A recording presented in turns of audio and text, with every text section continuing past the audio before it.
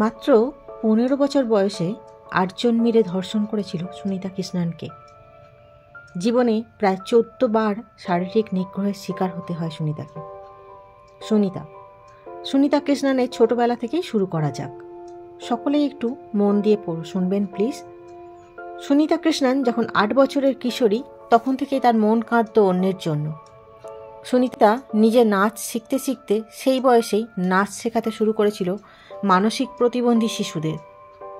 বয়স যখন মাত্র 12 বছর, তখনই বস্তির হতদরিদ্র পরিবারের শিশুদের জন্য আস্ত একটা স্কুলই করে ফেলেছিল সুনিতা। সমাজে বড় বেশি মাথা তুলে দাঁড়াচ্ছে পুঁচকে একটা মেয়ে, অতএব এমন শিক্ষা দাও যাতে সারা জীবন ঘরে মুখ লুকিয়ে থাকে। তাই 8 জন পুরুষ মিলে একদিন ধর্ষণ করলো স্বাধীন চেতা একরত্তি একটা ছোট্ট মেয়েকে। ভয়ঙ্করভাবে মারধর করে জখম করল সুনিতাকে। সেই আঘাতে তিনি আজও প্রায় বধির। কিন্তু সেই ঘটনাই সুনিতার জীবনের মোড় ঘুরিয়ে দিয়েছিল।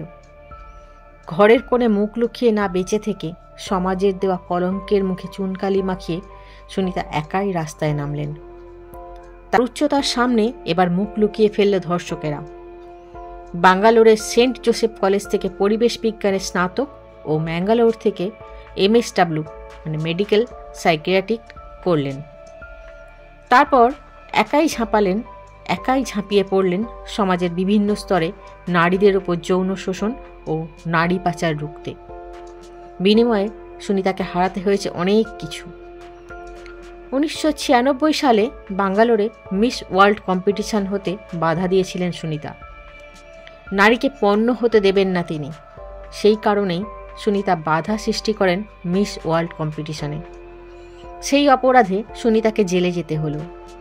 2 মাসের জেল খেটে বেরিয়ে দেখেন নিজের বাড়ির দরজা তার জন্য বন্ধ হয়ে গেছে। সুনিতার বাবা মা সুনিতার জীবনযাত্রা পছন্দ করছেন না এবং তাদের নাকি সামাজিক মর্যাদাহানি হচ্ছে সুনিতার জন্য।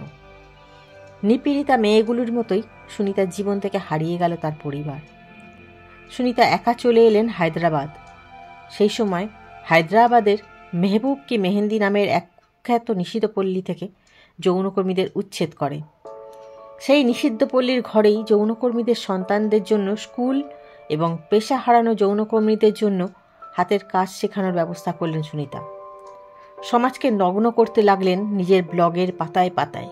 শুরু করলেন blog Sunita Krishnan anti trafficking crusader. কত শত মেয়ের যন্ত্রণা উঠে এসছে সুনিতার কলমে।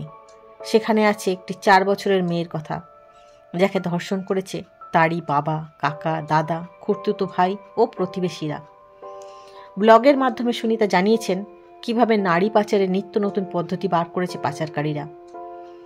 কৃতদাসের চেয়েও খারাপ অবস্থায় রাখা হয় পাচার করে আনা মেয়েদের। সঙ্গে চলে নিয়মিত যৌন শোষণ ও মারধর, যতক্ষণ না মেয়েটি স্বেচ্ছায় গ্রাহকদের দেহ দিতে বাধ্য হয়। কিভাবে দিনের পর দিন অত্যাচার সয়ে শারীরিক ও মানসিক দিক থেকে চূড়ান্তভাবে ক্ষতিগ্রস্ত হয় নিপীড়িতা মেয়েগুলি। বেশিরভাগ মেয়ের জীবন শেষ হয় এইডস দিয়ে। কুকুরের মতো মৃত্যু জোটে তাদের, কোনো কানাগলির এঁদো নর্দমার পাশে শুয়ে। সুনিতা নিজের কাছে থাকা সব কিছু বিক্রি করে তিনি তৈরি করলেন তার স্বপ্নের সংস্থা প্রজ্জ্বলা। পাচারকারীদের হাত থেকে উদ্ধার করা মেয়েদের আশ্রয় ও পুনর্বাসনের ব্যবস্থা শুরু করলেন তার সংস্থা প্রজ্জ্বলার মাধ্যমে। হাতের কাজ শিখিয়ে পাচারকারী নারীদের সমাজের মূল স্রোতে ফিরিয়ে দেওয়া পর্যন্ত নিপীড়িত মহিলাদের পাশে রইলেন সুনিতা। পেশায় যৌনকর্মীদের জন্য এবং অসহায় মেয়েদের জন্য সুনিতা বানালেন আবাসন ও তারপর কারখানা, যেখানে carpentry, welding, printing, machinery, housekeeping সহ আরও অনেক ট্রেনিং দেওয়া হয়। করা হয় চাকরির ব্যবস্থাও। এইডস আক্রান্তদের চিকিৎসা ও আশ্রয়ের ব্যবস্থা করা হয়। অসহায় ও শোষিত মেয়েদের আইনি সহায়তাও দেওয়া হয়। এমনকি এইসব অসহায় মেয়েদের বিয়ের ব্যবস্থাও করে প্রজ্জ্বলা। আরেকটি কাজ করে প্রজ্জ্বলা, এইডস বা শারীরিক নিগ্রহের কারণে মৃত্যু পথযাত্রী মেয়েদের শেষ ইচ্ছা পূরণ করে এই সংস্থা। অসহায় মেয়েদের জীবনের শেষ মুহূর্তেও পাশে থাকেন সুনিতা। আজ প্রজ্জ্বলা পৃথিবীর সবচেয়ে বড় অ্যান্টি ট্রাফিকিং শেল্টার। সংস্থাটিতে প্রায় 200 জন কর্মী আছেন। সবাই বেতন পান, একমাত্র সুনিতা কৃষ্ণান ছাড়া। ছোট্টবেলার মতো এখনও তিনি পূর্ণ সময়ের স্বেচ্ছাসেবক এবং সংস্থার অবৈতনিক কর্মী। চিত্র পরিচালক স্বামী রাজেশ টাচরিভারের অর্থ সুনিতা নেন না। বই লিখে নারী পাচারের বিরুদ্ধে বিভিন্ন সেমিনারে বক্তব্য পেশ করে যেটুকু অর্থ মেলে তার থেকে সামান্য পারিশ্রমিক নিয়ে বাকিটা তার সংস্থায় দান করে দেন। এসবেরই ফাঁকে নারী পাচারের বিরুদ্ধে এক চমকপ্রদ স্লোগান দিয়ে পৃথিবীকে নাড়িয়ে দিয়েছেন সুনিতা। স্লোগানটি হল real men don't buy sex. সারা পৃথিবীতে 108 কোটি মানুষের কাছে পৌঁছে গেছে স্লোগানটি।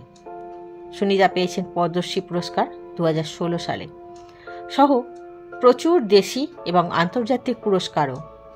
বিভিন্ন বয়সের প্রায় 12,000 নারীকে পাচারকারীদের কবল থেকে এ পর্যন্ত উদ্ধার করেছেন সুনিতা কৃষ্ণন। তার চেষ্টায় কয়েক হাজার নারী পাচারকারীকে আজ জেলের ঘানি টানতে হচ্ছে।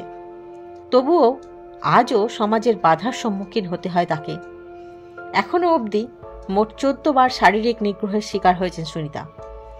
আজও ফোনে আসে খুনের হুমকি, গাড়ি চাপা দিয়ে সুনিতাকে মেরে ফেলার চেষ্টাও করা হয়েছে, তার দিকে অ্যাসিডও ছোঁড়া হয়েছে। তবে সুনিতা জানেন তার পথ কঠিন। যে সমাজে ধর্ষণকারী বুক ফুলিয়ে ঘুরে বেড়ায় আর ধর্ষিতা ঘরে মুখ লুকিয়ে থাকে, অন্তত সেই সমাজে তার জন্য কেউ লাল কার্পেট বিছিয়ে রাখবে না। কিন্তু অন্যায় অনেক সময় আগ্নেয়গিরির উদ্গীরণের মতোই বের করে আনে ক্ষোভের লাভা। শুরু হয় প্রতিবাদ এবং প্রতিরোধ। কণ্ঠরোধ করতে এগিয়ে আসে কয়েকশো হাত। তবুও সুনিতার শক্ত মেরুদণ্ড আর নিষ্পলক ঠান্ডা চাহনি তাকে জিতিয়ে দেয় প্রতিটি যুদ্ধ। নমস্কার।